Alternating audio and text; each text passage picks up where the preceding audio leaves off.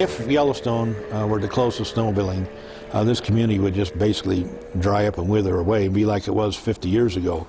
There is still a little winter activity that is non-motorized in this community, but it's certainly not enough to sustain the facilities and the businesses that are currently operating in this town.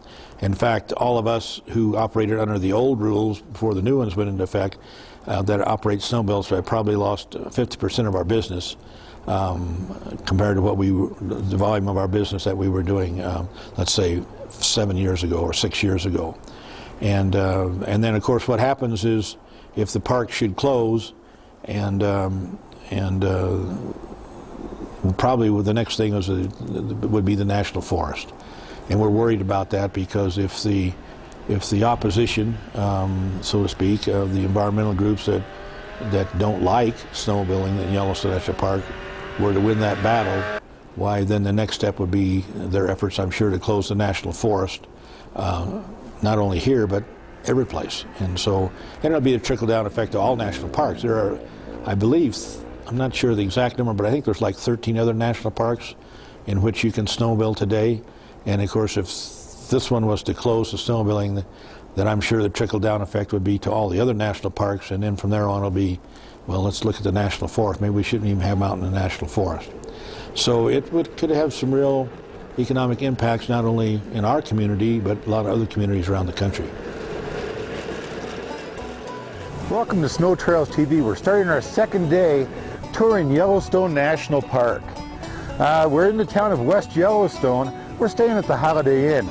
Sarah here, our guide, was with us yesterday, and what are we going to do different today, Sarah, than yesterday? Well, we're going to Canyon, the Grand Canyon of Yellowstone River, so we'll follow the same path along the Madison River to Madison Junction.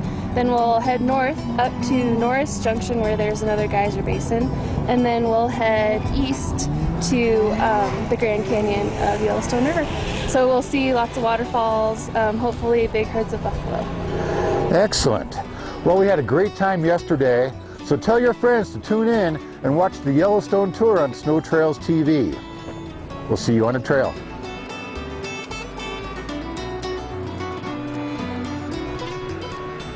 There are 5 entrances to the park, 3 in Montana and 2 in Wyoming.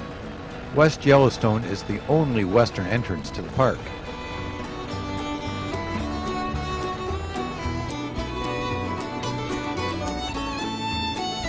We have an eagle nest on the right here that's been active for the last 5 years, and the last couple of years they've had 2 young.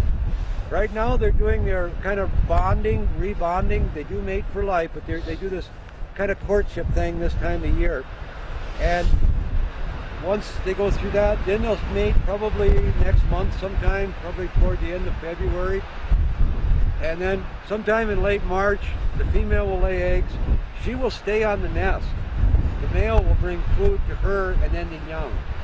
And the young will hatch out probably, after about 45 days approximately, give or take. And then the male will bring food to the young also. They'll actually fledge or fly the young probably sometime in late June. The guides really seem to add something to this adventure. Otherwise, we might not have stopped here and enjoyed this wonderful aerial display by these eagles.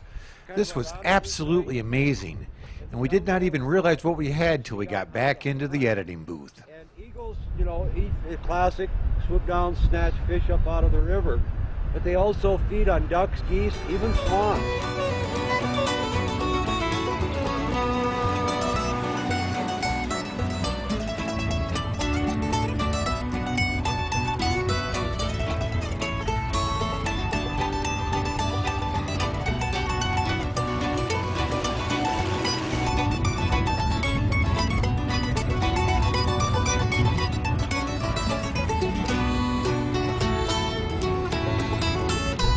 Madison area, we've had some wolf activity. Up north we've had the Hayden pack seen on scavenging bison. It's a little bit west of here we've had the gibbon pack, and then we've actually had a group of wolves that we don't know where they came from. They don't seem to have any collars on them or anything like that, but we've had a bobcat seen last year, same one probably as last year. She was pretty put on quite a show a lot of last winter, and she's back along the Madison River going out the West Entrance Road. A lot of swans. We've had some probably some interesting eagle activity by 7 Mile Bridge. There's a big eagle's nest down there. They've seen some nesting activity and possibly some mating activity. I guess they put on quite a show this morning, an aerial acrobatic type show. Coyotes, we definitely have coyotes around. Red foxes. Even last spring, we even had a confirmed wolverine sighting on the West Entrance Road right after the park closed. So, and obviously the bison, by moving around, finding places with all this wind where the wind is, clear the snow off the grass and stuff. So it's a good time of year to see wildlife. And especially when you can brave the element.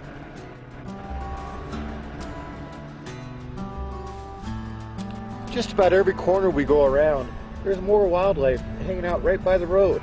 They're not bothered by us snowmobilers at all, and it really is a nice thing to see these animals out here and get to enjoy Mother Nature at its finest.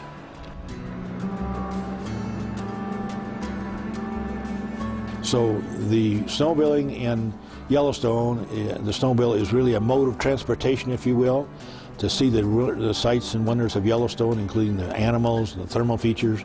But Yellowstone is a neat place, summer or winter, but my favorite time, of course, is winter. And that's the time that I believe that people ought to come and see it, because there have been very few in comparison to the millions that we see every summer that have seen it in the winter. It's just absolutely outstanding.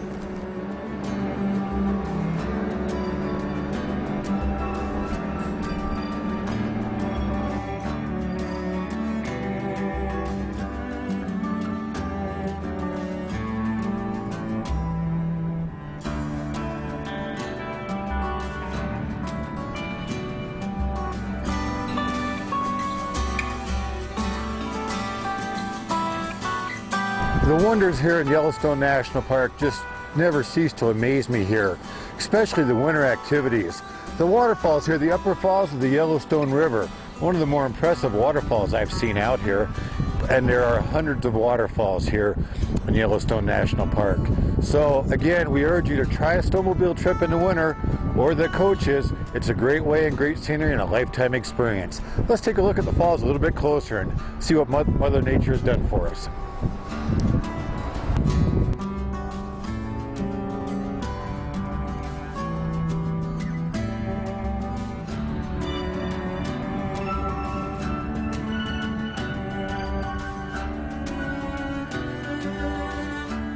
What you're looking at is the Grand Canyon of Yellowstone. It's 24 miles long and varies between like 800 and 1,200 feet deep, just depending on where you are. And the lower falls is there, and that's running 308 feet high. And what you can see right now is there's an ice cone forming at the bottom of the falls, and it's, I would guess, probably 100 feet right now, but some cold winters it'll get up to half the height of the falls, so like 150 feet. My name is Miles Gertler, and you're watching SnowTrails TV.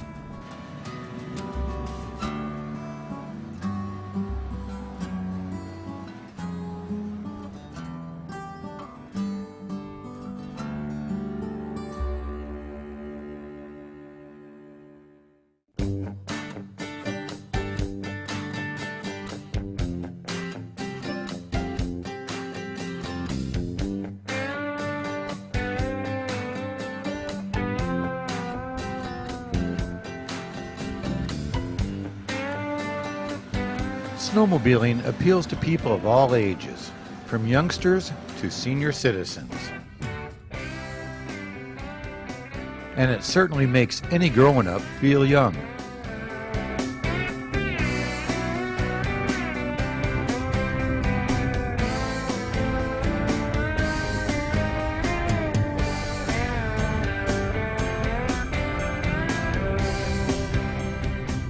Here at Steamboat Geyser, which is part of the Norris Geyser Basin, and it has minor eruptions kind of all the time. The major eruptions can get really high, 2 to 3 times the height of Old Faithful. So the last major eruption they have recorded was in May of 2005. Before that, it was 50 years prior. So in May, the geyser was so powerful it blew the boulders and stuff that had accumulated in the vaults up onto the highway. John, you've been riding with us here today. Tell us where you're from. Well, I'm from Fremont, California, Ohio, but I've been to Yellowstone in the summertime several times, but never in the winter. And I had some time this week to take off, and so I scheduled a day out in the park, and I was fortunate enough to hook up with the SnowTrails TV fellas here, and we had an excellent guide, Sarah. So this has been a wonderful opportunity for me. I saw the park, and I probably saw it better than I would have if I hadn't been with this crew. Excellent. It's getting late in the day here on our second day touring through Yellowstone National Park on snowmobiles.